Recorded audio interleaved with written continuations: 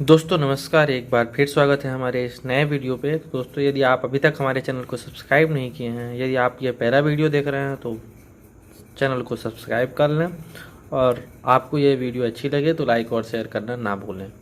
दोस्तों आज हम आगे की बात करें, क्वेश्चन नंबर 9 और 10 एक साथ में बात करूँगा क्योंकि 9 और 10 दोनों सेम हैं।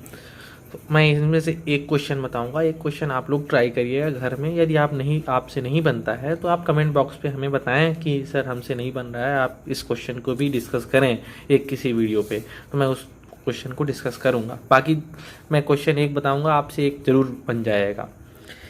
क्वेश्चन नंबर 9 की बात की जाए दोस्तों तो बोलता है एक मीनार के पाद बिंदु से, मेरी बातों को अच्छे से सुने, जो क्वेश्चन बोल रहा है मैं उसको समझा रहा हूँ। पाद बिंदु से एक भवन के शिखर का उन्नयन कोण। दोस्तों मैंने कहीं ना कहीं ये चीज़ बताई हुई है, पाद बिंदु क्या कहलाता है, उन्नयन कोण के बारे में आपको पता है। जो नीचे से एंगल बनता है, जमीनी स्तर से जो बनता है, उसे हम क्या बोलते हैं, उन्नयन कोण बोलते हैं। और भवन के पाद बिंदु से मतलब दोनों के ही पाद बिंदुओं से, मीनार और भवन के दोनों के पाद बिंदु से मीनार के शिखर का उन्नयन कोण 60 अंश है। इसका डायग्राम मैं छोटे से स्तर पे आपको दिखाना चाहूँ, समझाना चाहूँ यदि, तो मैंने कुछ ऐसा बनाया। ये मान लिया मीनार है दोनों, ठीक। तो ये मीनार के पाद बिंदु से मतलब ये वाला मीनार है, मान लीजिए क्या है, ये मीनार है, ये भवन है। तो मीनार के पाद बिंदु से भवन के शिखर का उन्नयन कोण बन रहा है दोस्तों 60 डिग्री। मतलब ये वाला जो एंगल बनेगा ये 60 डिग्री कहलाएगा। और फिर बोलता है भवन के पाद बिंदु, मतलब ये वाला भवन है, ये भवन के पाद बिंदु से शिखर का उन्नयन कोण ये 30 है, सॉरी ये 30 है। और भवन के पाद बिंदु से मीनार के शिखर का उन्नयन कोण कितना है दोस्तों, 60 डिग्री। फिर बोलता है मीनार की दूरी दी गई है, मीनार की ऊंचाई दी गई है 50 मीटर। तो भवन की ऊंचाई, इसकी ऊंचाई आपको ज्ञात करनी है। आप बता सकते हो, आपको पास एक है तो एक निकालिए पहले, इससे आधार फिर इधर लगा दीजिए, आपसे ये बन जाएगा। मैं इस क्वेश्चन को अभी डिस्कस नहीं कर रहा हूँ, यदि आपको दिक्कत जाएगी तो आप कमेंट बॉक्स पे बता दीजिएगा। तो दोस्तों क्वेश्चन नंबर 10 की बात करें यदि हम, तो ये कहता है एक 80 मीटर चौड़ी सड़क के दोनों ओर आमने सामने समान लंबाई वाले दो खंभे लगे हैं। 80 मीटर चौड़ी क्या है दोस्तों, सड़क है, उसके आमने सामने क्या लगे हैं, दो खंभे लगे हैं। समान खंभे मतलब लंबाई क्या है, दोनों की समान है। इन दोनों खंभों के बीच सड़क के एक बिंदु से खंभों के शिखर का उन्नयन कोण, मतलब कोई एक पॉइंट में मान लो एक व्यक्ति खड़ा है, दोनों ओर देख रहा है, दोनों खंभों की ओर देखता है, तो पहले खंभे की ओर देखता है तो कितना बन रहा है उन्नयन कोण दोस्तों, 60 डिग्री। और दूसरे खंभे की ओर देख रहा है तो कितना बन रहा है दोस्तों, 30 डिग्री। तो खंभों की ऊंचाई और खंभों से बिंदु की दूरी ज्ञात कीजिए। अब आप कहोगे खंभों से बिंदु की दूरी ये क्या है, जबकि ये चौड़ाई तो दी हुई है, दूरी दी हुई है। ये दोस्तों सड़क की चौड़ाई दी गई है, उस बिंदु की खंभों से दूरी नहीं दी गई। तो हम क्वेश्चन को सोल्यूशन की ओर चलें, सोल्यूशन कैसे करना है, तो हम सोल्यूशन की ओर चल रहे हैं। करना कैसे है क्वेश्चन को दोस्तों, क्वेश्चन नंबर 10 का सोल्यूशन हम देखने जा रहे हैं। तो पहले तो हमें क्या बनानी है, सड़क। तो हमने बनाई यहाँ पे क्या, एक सड़क। ये कितने मीटर चौड़ी है दोस्तों, 80 मीटर चौड़ी सड़क हो गई।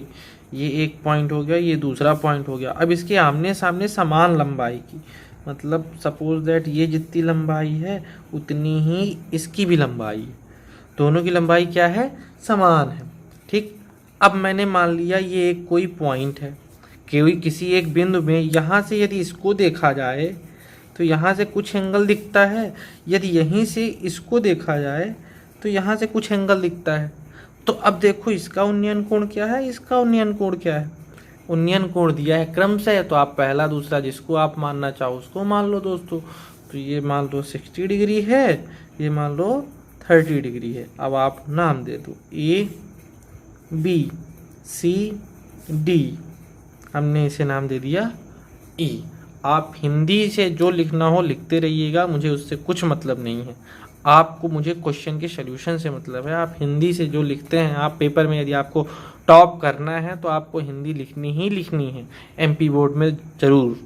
तो आप कोशिश करिए हिंदी लिखने की। क्या खंभा है, AB और ED दो खंभे हैं, तथा सड़क D और B सड़क के सामने खंभे लगे हुए हैं जिनकी दूरी, सड़क की चौड़ाई 80 मीटर दी गई है तथा एक बिंदु से एक उन्नयन कोण 60 अंश का तथा एक बिंदु से दूसरे खंभे का 30 अंश का बन रहा है। ये आपको लिखना है अपनी भाषा में, तो आप जरूर लिखें इस चीज़ को। तो दोस्तों अब हमें इसकी ऊंचाई ज्ञात करनी है, तो ऊंचाई जो इसकी होगी वो भी इसकी होगी। आप मानना हो तो मान सकते हैं या नहीं मानना तो मत। और हमें इस बिंदु से यहाँ की दूरी, इस बिंदु से यहाँ की दूरी ज्ञात करनी है। ठीक, ये बात समझ में आई। और 80 मीटर जो दी गई है दोस्तों, ये पूरी यहाँ से लेकर यहाँ तक है। तो अब आप ट्रायंगल कौन सा लोगे? पहले हम पहले ट्रायंगल लेंगे ACD में। ट्रायंगल ACD में, ठीक, ट्रायंगल ACD में tan थीटा बराबर लंब बटे आधार। लंब क्या है दोस्तों? ED बटे आधार क्या है दोस्तों? DC। tan थीटा की वैल्यू कितनी है? 60 डिग्री। ED हमें तो कोई चीज़ पता ही नहीं है। कोई चीज़ क्या पता है? ना ED पता है ना DC पता है। तो यहाँ पे क्या लिख दो दोस्तों? √3 ED अपॉन DC। तो हमें पहले तो ED पता होनी चाहिए, हमें हाइट तो पता नहीं है। तो ED बराबर यदि आप यहाँ से निकालते हो तो क्या आ जाएगा दोस्तों? √3 मल्टीप्लाई DC ये आएगा। यदि आप इसे देना चाहो तो समीकरण नंबर 1 दे सकते हो। ठीक, यहाँ से बात समझ में आई।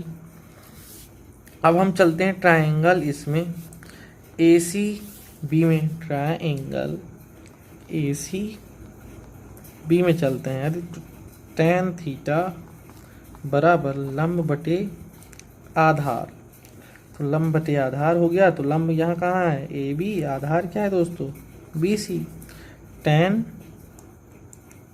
30 बराबर AB भी हमें नहीं पता और BC भी हमें नहीं पता। तो हम यहाँ पे tan 30 की वैल्यू रखें 1/√3 AB बटे BC। तो BC बराबर यहाँ से आ जाएगा AB √3।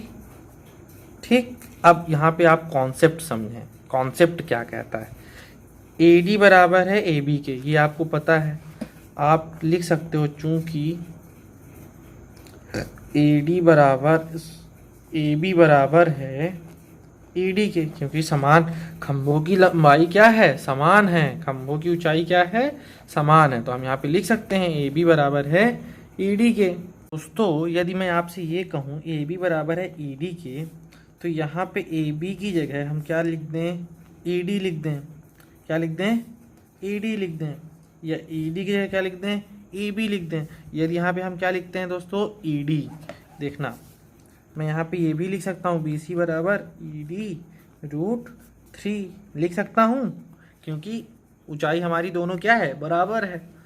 अब मैं क्या कर सकता हूँ? ED का मान समीकरण 1 से यहाँ पे रख सकता हूँ। हम रख के देखते हैं दोस्तों क्या होता है। तो हम रखते हैं ED का मान समीकरण 1 से रखने पर। तो समीकरण 1 में ED का मान देखो दोस्तों कितना है? तो ED बराबर है √3 DC। तो यहाँ पे आप रखो जरा BC बराबर √3 DC। √3 ये तीनों क्या है? एक दूसरे से मल्टीप्लाई। तो √3 का मल्टीप्लाई कर दो दोस्तों, कितना आ गया दोस्तों? 3 DC। यानी BC की वैल्यू आ गई दोस्तों 3 DC। अब आप इसे समीकरण नंबर 2 दे दिए। अब यहाँ पे आप देखो, यदि हम ये कहें दूरी की बात की जाए, हमें दूरी भी याद करनी है ना। तो DB यहाँ से लेके यहाँ तक की दूरी कितनी है दोस्तों? 80 मीटर। यदि मैं DB बराबर लिखूँ तो क्या लिख सकता हूँ? DC प्लस BC लिख सकता हूँ। DB बराबर DC और प्लस BC बराबर ही 80 मीटर है।